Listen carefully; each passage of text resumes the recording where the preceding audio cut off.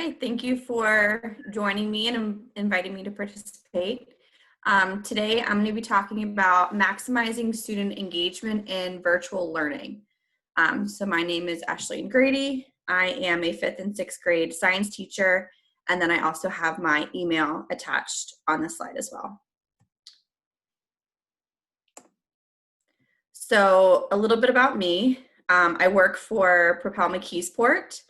And I teach 5th and 6th grade science. I added a couple pictures from my classroom and just different teaching highlights just to kind of give you a sense of my teaching style. I'm very theatrical. I enjoy dressing up and making my classroom as hands-on and engaging as possible. So hopefully these pictures kind of give you a little bit of a sneak peek into that. And I've tried taking my personality from my classroom and bringing it into virtual learning. And I think that's what I've had a lot of success with. So that's what I'm going to be focusing on today. So the things that I have done, just trying to find different ways to make the lesson interactive as possible, because the best part about science is getting hands-on and engaging with your learning. And right now in a virtual setting, they're not necessarily getting that. So I've been trying to really find ways that I can get creative in making it hands-on, if you will, giving students a chance to be creative. That's one of the things that my students love most about being in the classroom. So I'm trying to take that element outside as well. And allowing students the opportunity to converse with each other. They miss having their peer-to-peer interaction and even just interaction with their teachers. So coming up with ways to allow students to discuss science content with each other has been a big success that I've seen. So here's an example of a couple different things that I have done in my classrooms. So this is one of the slides that was from, I think, this week in science. I do an introduction video. To do that, I use Loom. So that way they're getting a little bit of a video of myself along with a screen share. And I just go through and explain to them all of the directions for each slide, how to submit their work. And then that way it's as clear as possible. Students are still getting to see me and hear me while also understanding what's expected of them, which has been very successful in limiting the amount of questions I get and emails I get a week. This is another thing. So this is coming up next week. They're learning about the digestive system. So one of the things that they have to do is they have to read an article. So they're reading it, but I also want to try to make it interactive for them. So when they're done reading the article, they have a question on here to answer, but also on the next slide is different pieces of the digestive system, which they will then go in and fill out information in complete sentences about what they learned from the reading. So not only are they being assigned a reading activity to do, but they're also having to apply it. And it kind of looks fun, so it makes them excited and they think that they're playing a game. I've also been incorporating breaks into my lessons. I don't know if my students are doing it all in one day, if they're breaking it up throughout the week.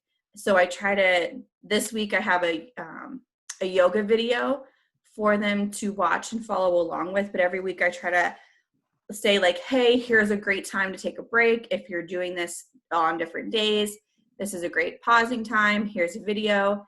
And since we are learning about the digestive system next week, I have on here a note to eat a snack and see if you can follow along with your digestive system to try to connect those two pieces. Another thing that I'm doing is having them match the vocabulary word to the definition. This is, in my opinion, engaging because they're like clicking and dragging. It's not just writing out the definition. It's kind of a little bit more of applying it, but also they're, in a sense, playing a game because they're matching vocab words to definitions. Again, they have a picture that they have to label different pieces. So again, it's just clicking and dragging. One of the feedback I got from last week, they did the skeletal system and they had a very similar thing, but with the skeletal system, they had to label some of the different bones. One of my students said that that was his favorite part of the whole week because they only had to label 20 of them. But he was like, it's amazing that we had to label 20 bones, but there's 206 in our system. So that was his favorite part, because it was a little bit interactive, but also like applying, like, I only have 20 on here, but there's a total of 206. So lessons that I've learned throughout the start of virtual learning to this point, is just trying to find ways to make lessons engaging for the students.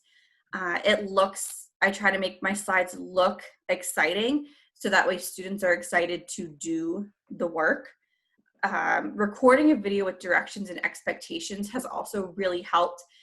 Whenever I first started, I was just doing like a short little video like, hey, this is what we're learning this week. Since doing the Loom piece and going through each slide and explaining what exactly they're supposed to do, I have greatly reduced the questions. And on top of that, the work that I'm getting is a lot better and better quality. So that has really, really helped students understand what to do, but also do better work. The other thing is letting your personality shine through. So I'm going to show you some examples coming up here of different things that I've done to give my students a sense of like, I'm still with them. I'm here in the slides. Even though you don't see me in person, you're still getting a sense of my quirkiness. And then the other thing is to provide opportunities for students to be creative. That is one of the biggest pieces that I know my students are missing. So I've been trying to add that in throughout, and I'm going to show you some examples of that as well. So the first thing I want to talk about is letting your personality shine. In the classroom, as you could see in my pictures, I dress up and I try to make the lessons as engaging as possible. And there's only so much you can do through a computer screen. So one of the things that I did that I'll show you is they're learning about the periodic table. So I did a periodic table element wrap. So I had the background, I used Loom, and I had the background be the periodic table, and then I was on using my daughter's Trolls microphone, rapping about the periodic elements, and my kids loved it. So that was something that makes my class unique is, you know, I kind of add that to my class. How can you incorporate yourself into your lessons? One way that I've done that is by using Bitmoji, images of myself, and using Loom. So that way they're still kind of seeing my face and hearing my voice. Another way is, what are ways that you can incorporate student voice? Because that's so important to them, is to feel like they have a say in their learning. Resources that I have used, Padlet has been an amazing resource for me. I've started using it last year, and I'm again using it this year and just carried it into online learning. It can be used as a way to check for student understanding while also letting students comment on each other's work. So it's almost like a posting page where they post their feedback to a question, and I work them up to be able to comment and give feedback on other students, like I agree with, I disagree with, and then explaining why. So even though they're not in the classroom, they're still, in a sense, having a conversation with their peers about what they're learning. And, you know, it's funny to see some of the different students, like, I agree with you because, answering the question and saying, also, I really miss you. So like they're able to get those little pieces in. Another resource is Slide Mania. That's actually where I got this slideshow template from. So it's a bunch of just different Google Slide templates that you can download and go in and edit. I've been using them for the last couple of weeks since I found it. It is a really great way to kind of bring your personality or make your slides look more engaging and more interactive. My students know my favorite color is glitter. So like these slides have a glitter accent to them. Mm-hmm. I'm a very bright personality, so I'm picking different slides that are very bright and colorful, so that way they're still seeing my personality come through their lessons. And then the last thing that I have talked about is Loom. It is a way to record yourself. You can also do yourself and your screen. So they're able to see you and your screen, and you can go through and give directions. I've used it for reading passages for like my lower reading students. That way they don't necessarily have to read. They can just listen along to me reading it for them. So it's been a really great way to adapt for different learners. Here is an example of one of my Padlet questions. You can see, so this was, now that we've had almost 2 weeks of learning new science content, what is one thing that's going well and one thing you hope to improve on? So you can see students kind of post up there and then they're able to give feedback. So they're all writing in complete sentences because that is something we practiced a lot before leaving the classroom. Hey, Megan. Another thing is my rap. So this was a slideshow. They clicked on it and then they could see me rapping about the periodic table. So that was 1 week. The next week, then I gave them a rap challenge. So they all saw my rap. They all commented on it. They thought it was hysterical. So then I challenged them. I said, okay, well, you heard my rap. I want to see what you can do. Take what you've learned about the periodic table and have some type of artistic interpretation. So I gave them examples, writing a rap or a song, creating a poster, comic strip, 3D model. And then again, I had my Bitmoji on here and a little minion GIF for them to look at. So that it's still like showing my personality through it, but it's also giving them a chance to show their voice and have creativity, which they love. So these are some of the examples I got from the rap challenge. The first one of my students did a series of jokes. So what can I do with my sick chemist? Helium or curium.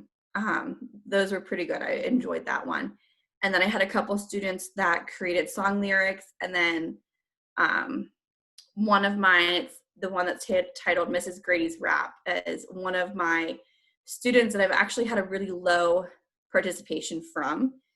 He was kind of signing in, doing 1 or 2 things, and then he wasn't doing anything else. And that week he did every single one of my science assignments and turned this in. So that was really impressive. That's what kind of like motivated him to do his work. Another thing that I've done is a real life periodic table project. So each week they choose 4 elements from the periodic table and they create a Google slideshow. So at this point we're into week 3 and it's just kind of a running slide that they just add to every week. So that way they're able to take what they're learning about the elements and just kind of apply it in a sense. So I have some examples of what students have done. And it's really interesting to me because you can also kind of see their personalities come through with their work. So they're really enjoying this. This is usually one of the first things that gets turned in because they're excited about it. And it's just, all they have to do is they choose any periodic element that they want. They do the name, the symbol, and the atomic number, and then some type of picture representation of it. So these are just a couple of examples of my students that have turned stuff in.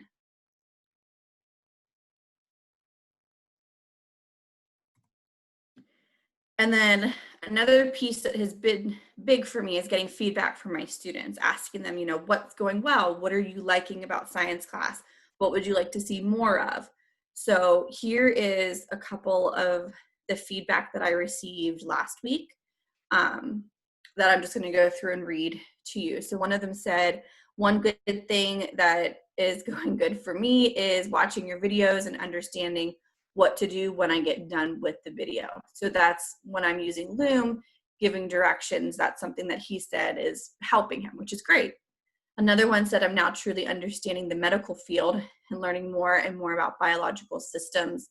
One goal I have is to keep learning about the human system, which is good because that's what we're learning about right now. One thing that is going well for me is how easy it is to access the information and that I'm learning important information during these lessons. For next week, I hope to improve on my timing. Doing things on time and being ahead of schedule is difficult for me. So this was done on Padlet. So like for her, I commented back and said, here are some suggestions if you want to try them out to try to get your work done, trying to work on a schedule and coming up with a routine, so that way she's able to kind of see my feedback. Another one, Autumn, the one thing that is going well for me is when doing the science work, not only am I learning, I'm having fun at the same time. I hope to improve on the rest of my assignments. So I do want to take a minute and comment on that. I love that my students are having fun while doing their science work and they're learning, which is also important because I'm doing checks for learning every week to make sure that they are meeting their learning targets, because that's the whole goal. As far as my 5th and 6th grade team, overall, what I'm noticing is that my science classroom is having the most participation out of the other classes, which is awesome that my students are coming in and doing the science work, and that's getting them in and getting them learning. I have a total of 88 students. Last week, I had a total of 58 students come in and complete work for me, which was the most out of the 5th and 6th grade, because they're not getting everyone to turn stuff in as much as I am. So that is one of the things I've been very grateful about, is students are enjoying what I'm doing, and they're coming back every week and they're telling their friends, like, look what Mrs. Grady did last week. She wrapped the elements. And so now I'm seeing new students pop in that are doing the work and that are still learning. So that has been really, really great for me, is still having a lot of student engagement, and students are signing in and learning science. Nayla said, one thing that is going well for me is that I can relate all of the elements to what I see every day in my house. One thing I hope to improve on is that I'll be able to know all of the elements. And then the last one thing that I like is that this is fun, and I like that I can get this done quickly. One thing I look forward to doing is that I hope to focus on the parts that keep my body working, like the lungs and the heart. So again, another person who commented that they like that this is fun. So they're still learning. There's still a lot of content that they're getting, but in their opinion, it's fun, which is really what it's all about.